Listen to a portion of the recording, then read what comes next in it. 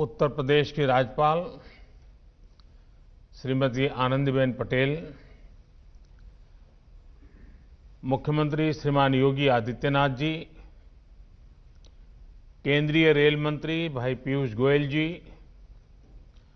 संसद में मेरे सभी सहयोगीगण, यूपी सरकार के मंत्रीगण, कार्यक्रम से जुड़े अन्य सभी वरिष्ठ महानुभाव, भाइयों और बहनों, आज का दिन भारतीय रेल के गौरवशाली अतीत को 21वीं सदी की नई पहचान देने वाला है। भारत और भारतीय रेल का सामर्थ्य बढ़ाने वाला है। आज आजादी के बाद का सबसे बड़ा और आधुनिक रेल इंफ्रास्ट्रक्चर प्रोजेक्ट धरातल पर उतरते हम देख रहे हैं। साथियों, आज जब खुर्जा भाऊपर फ्रेट कॉरिडोर रूट पर जब पहली मालगाड़ी दौड़ी तो उसमें नए भारत की, आत्मनिर्भर भारत की गूंज और गर्जना स्पष्ट सुनाई दी। प्रयागराज में ऑपरेशन कंट्रोल सेंटर भी नए भारत के नए सामर्थ्य का प्रतीक है। ये दुनिया के बेहतरीन और आधुनिक कंट्रोल सेंटर में से एक है और ये सुनकर किसी को भी गर्व होगा कि इसमें मैनेजमेंट और डेटा से जुड़ी जो टेक्नोलॉजी है वो भारत में ही तैयार की गई है। भारतीयों ने ही उसको तैयार किया है। भाइयों और बहनों, इंफ्रास्ट्रक्चर किसी भी राष्ट्र के सामर्थ्य का सबसे बड़ा स्रोत होता है। इंफ्रास्ट्रक्चर में भी कनेक्टिविटी राष्ट्र की नसें होती हैं, नाड़ियां होती हैं। जितनी बेहतर ये नसें होती हैं, उतना ही स्वास्थ्य और सामर्थ्यवान कोई राष्ट्र होता है। आज जब भारत दुनिया की बड़ी आर्थिक ताकत बनने के रास्ते पर की तरफ तेजी से आगे बढ़ रहा है, तब बेहतरीन कनेक्टिविटी देश की प्राथमिकता है। इसी सोच के साथ बीते 6 सालों से भारत में आधुनिक कनेक्टिविटी के हर पहलू पर फोकस के साथ काम किया जा रहा है। हाईवे हो, रेलवे हो, एयरवे हो, वाटरवे हो या फिर हाईवे, आर्थिक रफ्तार के लिए जरूरी इन पांचों पहियों को ताकत दी जा रही है, गति दी जा रही है। ईस्टर्न डेडिकेटेड फ्रेट कॉरिडोर, इसके एक बड़े सेक्शन का लोकार्पण भी इसी दिशा में बहुत बड़ा कदम है। साथियों, ये डेडिकेटेड फ्रेट कॉरिडोर, इनको अगर सामान्य बोलचाल की भाषा में कहें तो मालगाड़ियों के लिए बने विशेष ट्रैक हैं, विशेष व्यवस्थाएं हैं। इनकी जरूरत आखिर देश को क्यों पड़ी? हमारे खेत हो, उद्योग हो या फिर बाजार, ये सब माल ढुलाई पर निर्भर होते हैं। कहीं कोई फसल उगती है, उसको देश के अलग अलग हिस्सों में पहुंचाना पड़ता है। एक्सपोर्ट के लिए बंदरगाहों तक पहुंचाना पड़ता है। उसी तरह उद्योगों के लिए कहीं से कच्चा माल समंदर के रास्ते से आता है, उद्योग से बना माल बाजार तक पहुंचाना होता है, या फिर एक्सपोर्ट के लिए उसको फिर बंदरगाहों तक पहुंचाना पड़ता है। इस काम में सबसे बड़ा माध्यम हमेशा से ही रेलवे रही है। जैसे जैसे आबादी बढ़ी, अर्थव्यवस्था बढ़ी, तो माल ढुलाई के इस नेटवर्क पर दबाव भी बहुत बढ़ता गया। समस्या ये थी कि हमारे यहां यात्रियों की ट्रेनें और मालगाड़ियां दोनों एक ही पटरी पर चलती हैं। मालगाड़ी की गति धीमी होती है। ऐसे में मालगाड़ियों को रास्ता देने के लिए यात्री ट्रेनों को स्टेशन पर रोका जाता है। इससे पैसेंजर ट्रेन भी समय पर नहीं पहुंच पाती है और मालगाड़ी भी लेट हो जाती है। मालगाड़ी की गति जब धीमी होगी, जगह जगह रोक टोक होगी, तो जाहिर है ट्रांसपोर्टेशन की लागत ज्यादा होगी। इसका सीधा असर हमारे खेती, खनिज उत्पाद और औद्योगिक उत्पादों की कीमत पर पड़ता है। महंगे होने के कारण वो देश और विदेश के बाजारों में होने वाली स्पर्धा में टिक नहीं पाते हैं, हार जाते हैं। भाइयों और बहनों, इसी स्थिति को बदलने के लिए फ्रेट की योजना बनाई गई। शुरू में 2 डेडिकेटेड फ्रेट कॉरिडोर तैयार करने की योजना है। पूर्वी डेडिकेटेड फ्रेट कॉरिडोर पंजाब के औद्योगिक शहर लुधियाना को पश्चिम बंगाल के दानकुनी से जोड़ रहा है।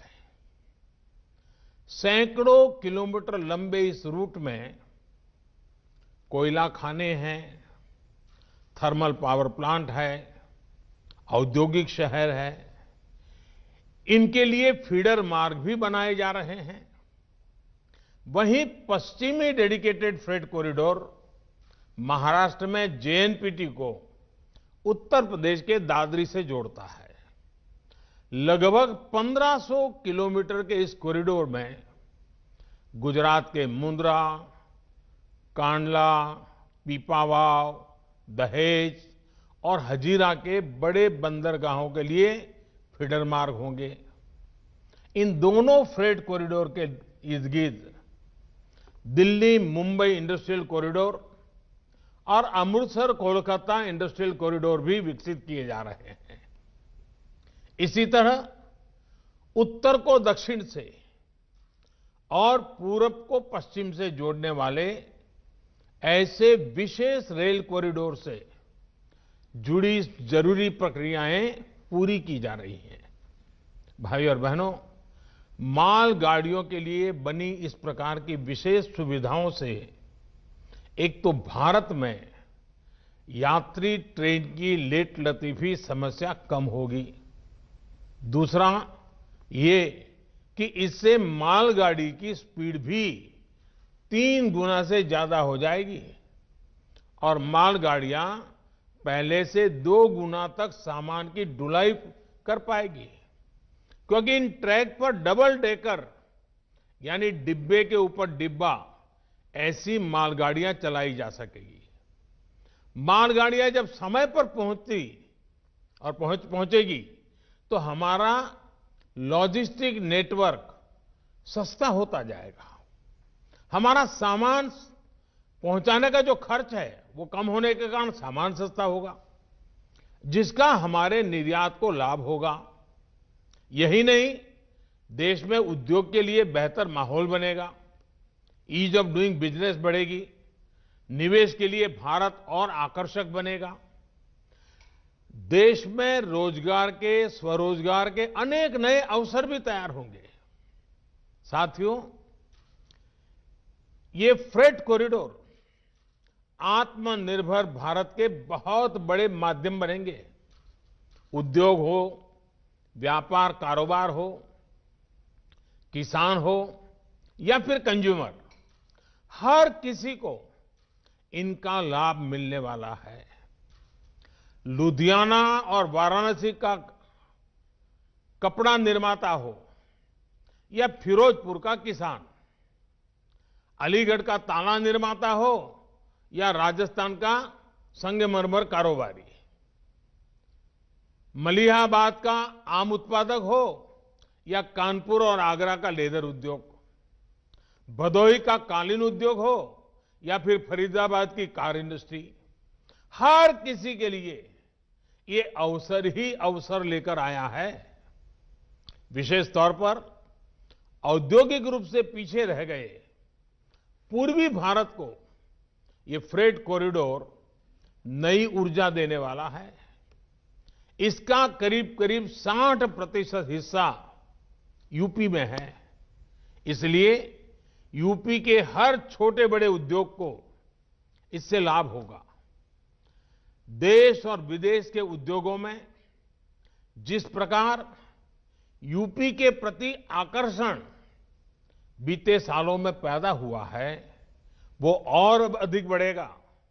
भाइयों और बहनों, इन डेडिकेटेड फ्रेट कॉरिडोर का लाभ किसान रेल को भी होने वाला है।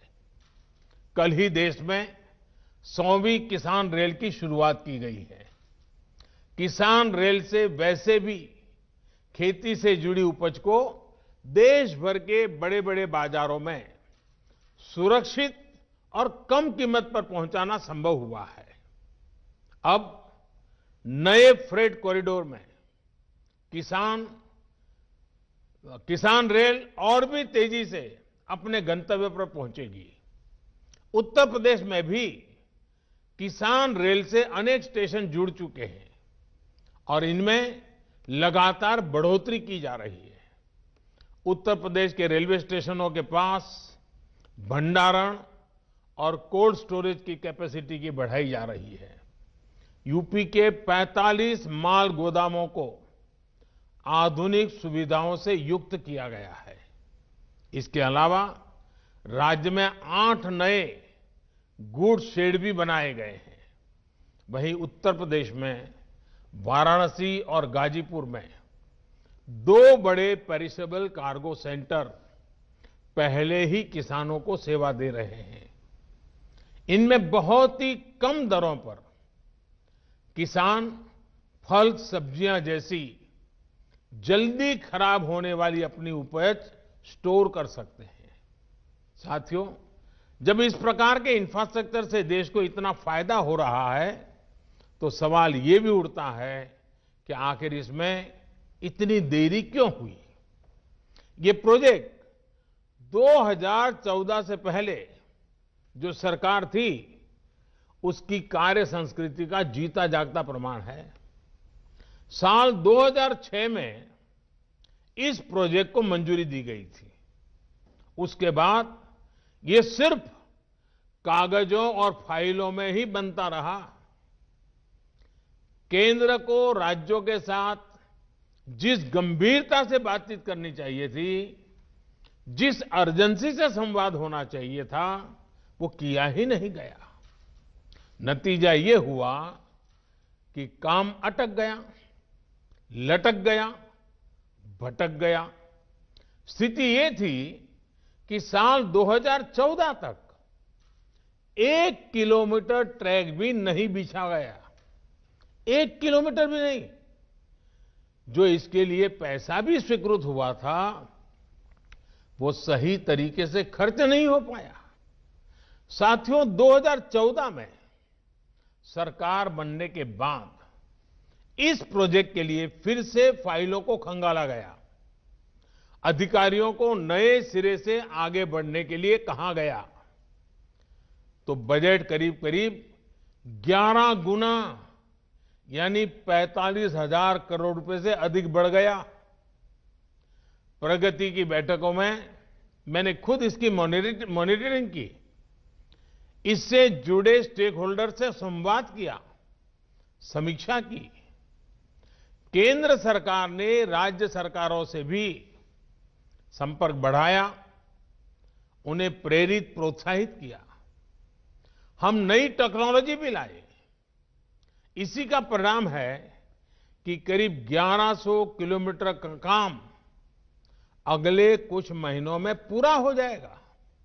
सोचिए, 8 साल में एक भी किलोमीटर नहीं और 6-7 साल में 1100 किलोमीटर।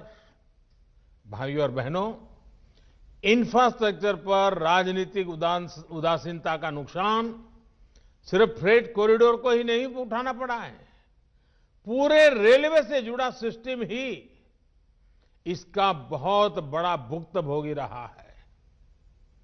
पहले फोकस ट्रेनों की संख्या बढ़ाने पर रहता था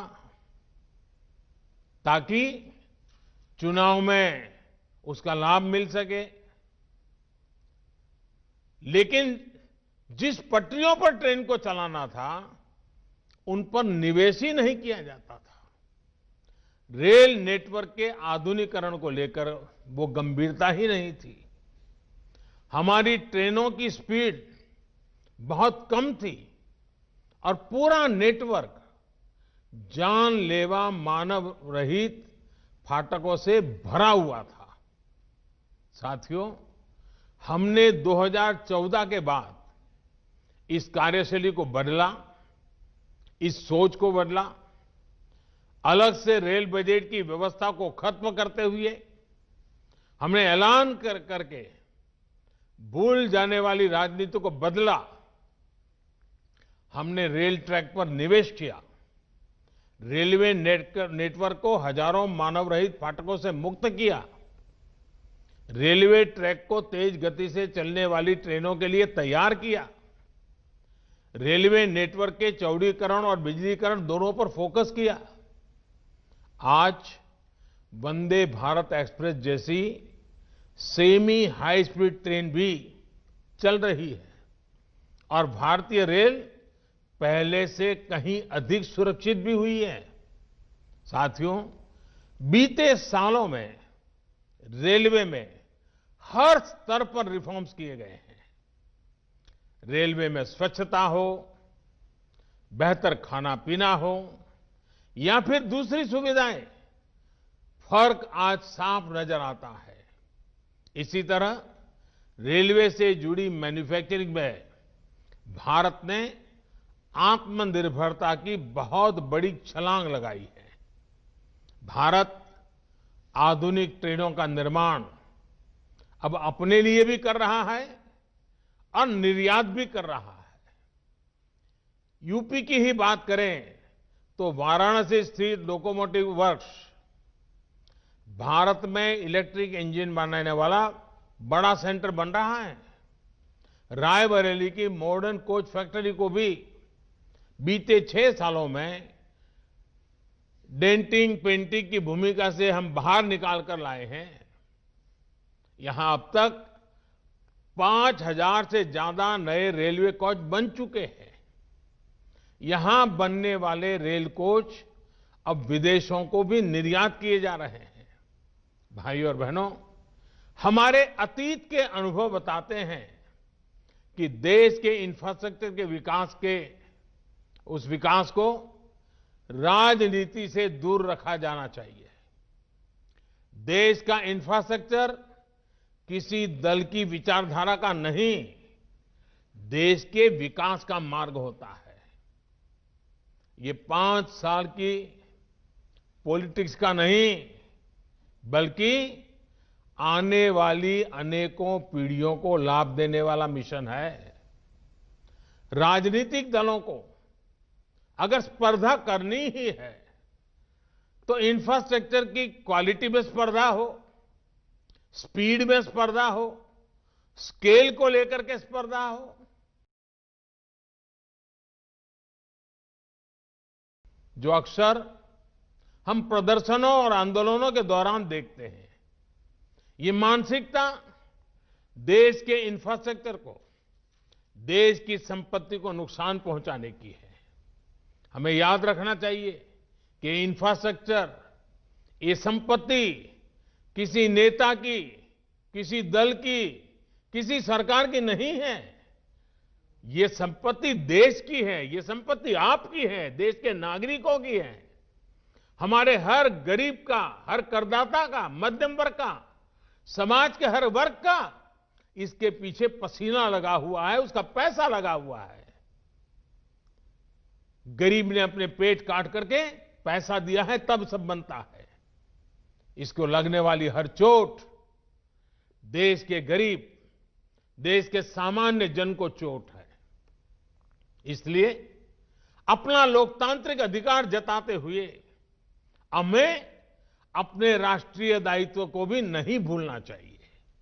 साथियों, जिस रेलवे को अक्सर निशाना बनाया जाता है, वो किस सेवा भाव से मुश्किल परिस्थितियों में भी देश के काम आती है, ये कोरोना काल में दिखा है। मुश्किल में फंसे श्रमिकों को अपने गांव तक पहुंचाना हो, दवा और राशन को देश के कोने कोने तक ले जाना हो, या फिर चलते फिरते कोरोना अस्पताल जैसी सुविधा देना हो, रेलवे के पूरे नेटवर्क का, सभी कर्मचारियों का ये सेवा भाव देश हमेशा याद रखेगा। यही नहीं, इस मुश्किल समय में रेलवे ने बाहर से गांव लौटे श्रमिक साथियों के लिए 1 लाख से ज्यादा दिनों का रोजगार भी सृजित किया है। मुझे विश्वास है कि सेवा, सद्भाव और राष्ट्र की समृद्धि के लिए एक निष्ठ प्रयासों का ये मिशन अनवरत चलता रहेगा। एक बार फिर यूपी सहित देश के तमाम राज्यों को फ्रेट कॉरिडोर की नई सुविधा के लिए अनेक अनेक शुभकामनाएं देता हूं और रेलवे के सभी साथियों को भी शुभकामनाएं देने के साथ साथ उनसे भी आग्रह करूंगा कि इस फ्रेट कॉरिडोर का आगे का काम भी हमें तेज गति से चलाना है। 2014 के बाद जो गति हम लाए थे, आने वाले दिनों में उससे भी ज्यादा गति लानी है। उसलिए मेरे रेलवे के सारे साथी जरूर देश की आशा अपेक्षा पूरी करेंगे। इस विश्वास के साथ आप सबको बहुत बहुत बधाई, बहुत बहुत धन्यवाद।